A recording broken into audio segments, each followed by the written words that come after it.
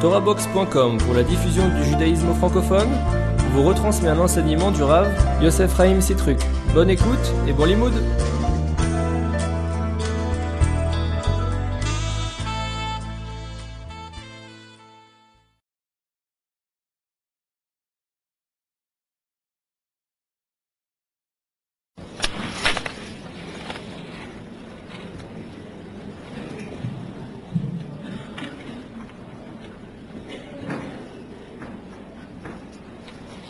Est-ce que quelqu'un a des lunettes de soleil à me prêter parce que je n'arrive pas à vous voir.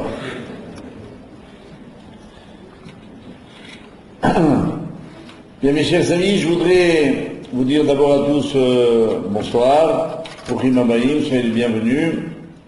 On est très heureux de vous accueillir à cette occasion. Et je dois dire que c'est vrai, comme l'a dit Rav Ariel, c'est un peu un rêve qui se réalise ce soir. Et d'avoir réalisé un mikvé, j'y reviens, et de pouvoir en parler, et le faire en dehors d'un endroit qui soit un endroit, on va dire, cultuel, une synagogue. Mon but était en effet, sera ce soir, d'essayer d'expliquer l'importance et l'actualité du mikvé. Mais ma joie, je la dois beaucoup.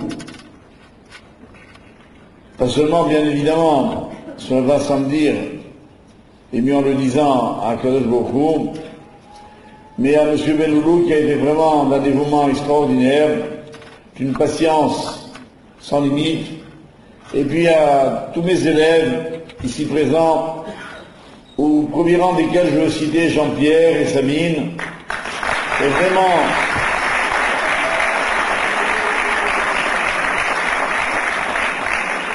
C'est pas compliqué.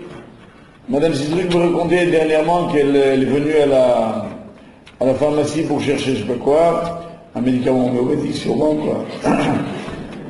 Et la personne qui était à la pharmacie elle demande où est monsieur Haïch, mon épouse, et la personne lui répond il est à l'annexe. Ça veut dire au mikvé. En un mot, il y a passé le plus clair de son temps. Et vous n'imaginez pas ce que c'est qu'un mikvé à réaliser. Monsieur Benloulou, très modestement, n'est pas rentré dans le détail, mais c'est une succession de problèmes techniques complexes, invraisemblables. Il faut le faire pour le croire. Évidemment, ayant la chance de parler à un public déjà un peu averti, je ne ferai pas l'offense de dire que le mikvé n'a rien à voir avec une quelconque immersion dans une piscine ou une baignoire.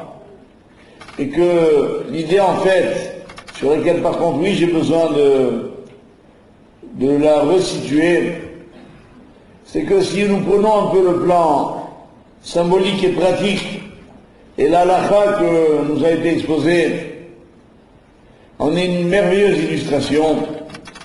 En fait, quand une femme s'immerge dans le mikvé, elle est en contact avec de l'eau naturelle, qui n'a pas subi depuis sa production Mina Shamayim dans le ciel jusqu'à son arrivée dans le mikvé, la moindre interruption. Elle n'a pas été manipulée par une main humaine, elle n'a pas été véhiculée par un puisage quelconque, elle n'a pas été en contact avec du métal, du bois, de l'argile, rien. Et toute la difficulté bien sûr du mikvé, c'est de collecter ces eaux sans qu'elles soient en contact avec aucun de ces matériaux qui transmettent l'impureté d'après la Torah.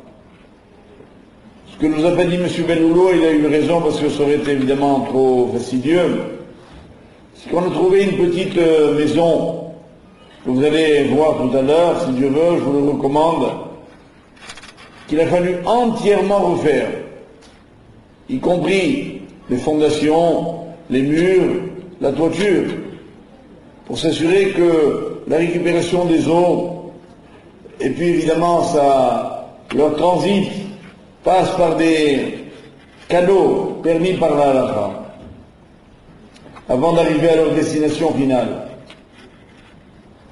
Et pourquoi c'est tellement important?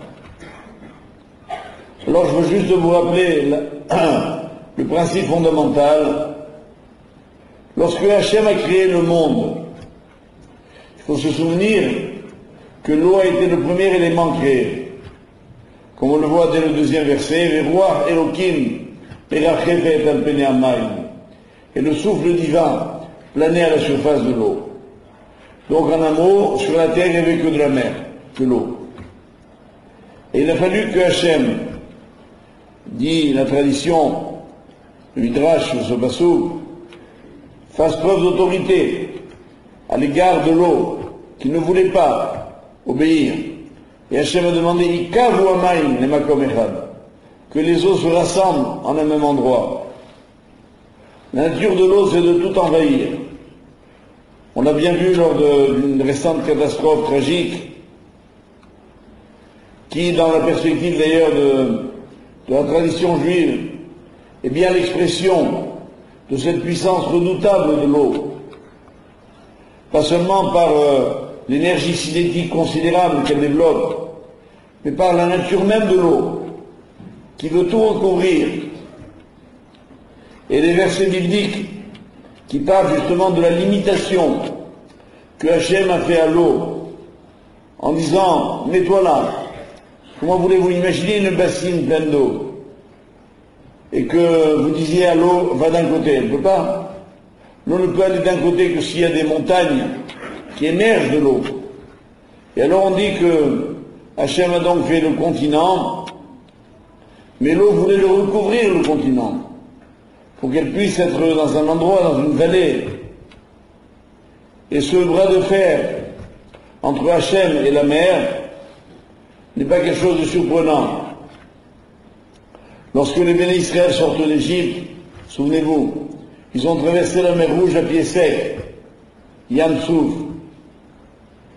Et là, Hachem, de nouveau, a demandé à l'eau, qui ne voulait pas le faire bien évidemment, de se retirer.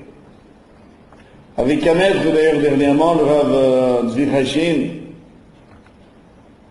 en réfléchissant sur le tsunami que j'ai évoqué, il me faisait remarquer qu'en hébreu, tsunami, Tzadik Vav, Nun Mem Yud, c'est la valeur numérique de Yam Souf, la main du matériel, en additionnant les lettres. C'est un peu le même problème. Et la mer Rouge n'a pu s'ouvrir, d'après la tradition, que par le mérite de Yosef Hatzadik. Hayam Ra'av Vayanos, dit le Mizmor. La mer a vu